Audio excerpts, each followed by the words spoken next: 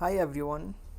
In today's video, we're gonna look at how you can reset and customize your TikTok For You page. If this sounds helpful to you, watch this video till the end and don't forget to subscribe to our channel and turn on the notifications so you don't miss such videos.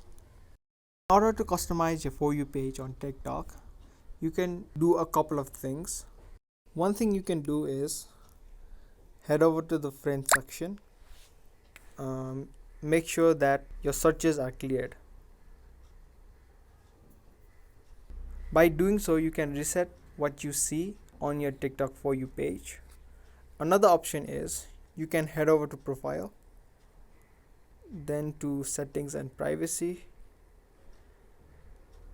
Then if you scroll down, click on the free up space, then clear the cache. This is the second option you can do. Now the third and the most effective option in my opinion is if you like some kind of videos, you can like those. You can start liking those videos. The more you like such kind of videos, the more TikTok will show you those.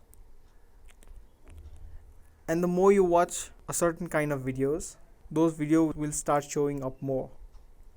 Now if you want to avoid watching some kind of videos, you just need to press on the screen and click the not interested option.